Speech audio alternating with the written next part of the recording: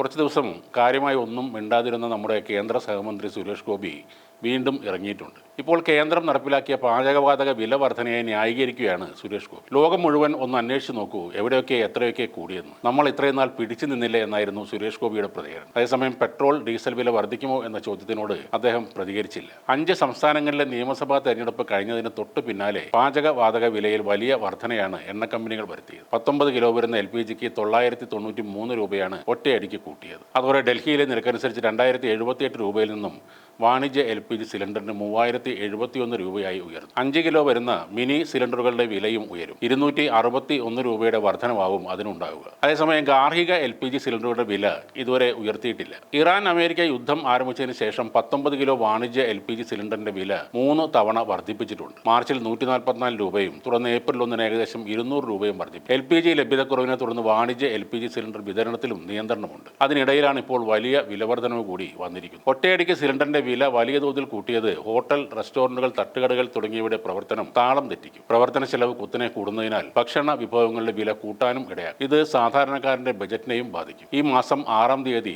ഹോട്ടലുകൾ പണിമുടക്ക് പ്രഖ്യാപിക്കുകയും ചെയ്തു. വില കൂടിയത് ലോകം മുഴുവൻ പോയി അന്വേഷിക്കൂ, ഇത്രയും നാൾ വില കൂട്ടാതെ പിടിച്ചു നിന്നില്ലേ എന്നൊക്കെയാണ് പെട്രോളിയം സഹമന്ത്രി സുരേഷ് ഗോപി സാർ ചോദിക്കുന്നത്. ഇത്രയും നാൾ പിടിച്ചു നിന്നു എന്നത് മനസ്സിലായി. ഇലക്ഷൻ കഴിയാൻ കാത്തിരുന്നതാണെന്നും മനസ്സിലായി. ഇലക്ഷന് മുന്നേ ആയിരുന്നെങ്കിൽ കാര്യമായി തന്നെ BJPക്ക് വോട്ടുകൾ കുറയുമായിരുന്നു. ഇനി ലോകം മൊത്തം ഗ്യാസിന്റെ വില നോക്കി വരാനാണ് അദ്ദേഹം പറയുന്നത്. ഇന്ത്യയിൽ 19 കിലോയുള്ള വാണിജ്യ LPG സിലിണ്ടറുകൾക്ക് 993 രൂപയാണ് കൂട്ടിയത്. കൊച്ചിയിൽ ഇതിന്റെ വില ഇപ്പോൾ ഏകദേശം 3080 രൂപയാണ്. ആ വിലയുമായി താരതമ്യം ചെയ്ത് നോക്കിയാൽ നമ്മുടെ തൊട്ടടുത്തുള്ള ദരിദ്ര രാജ്യമായ പാകിസ്ഥാനിൽ ഇതിലും വില കുറവാണ്. 700 രൂപ അവിടെ കുറവാണ്. ബംഗ്ലാദേശിലും ഇവിടത്തേക്കാൾ 600 രൂപ കുറവാണ്. ശ്രീലങ്ക, നേപ്പാൾ, അഫ്ഗാൻ, ഭൂട്ടാൻ ഒക്കെ ഇന്ത്യയിലേക്കാൾ വില കുറവാണ്. റഷ്യ, ബ്രസീൽ, സൗദി, ഖത്തർ എന്നീ രാജ്യങ്ങളിലും വില കുറവാണ്. ഇനി വില കൂടുതലുള്ള രാജ്യങ്ങളുമുണ്ട്. America, Britain, Germany, France, Japan, China, Singapore ഒക്കെ ഇന്ത്യയേക്കാൾ വില കൂടുതലാണ്. അവിടെ പോയി നോക്കാനാണ് സുരേഷ് ഗോപി സാർ പറയുന്നത്. ആഗോള വിപണിയിലെ അസംസ്കൃത എണ്ണവിലയിലെ മാറ്റങ്ങളും ഭൗമ രാഷ്ട്രീയ സാഹചര്യങ്ങളും അനുസരിച്ച് ഓരോ രാജ്യത്തും പാചകവാതക വിലയിൽ വലിയ വ്യത്യാസങ്ങളുണ്ട്. മിക്ക രാജ്യങ്ങളും വില കൂട്ടുന്നതും ആഗോള വിപണിയിലെ മാറ്റങ്ങൾക്ക് അനുസരിച്ചാണ്. നമ്മുടെ നാട്ടിൽ മാത്രമാണ് ഇലക്ഷൻ കഴിയുമ്പോൾ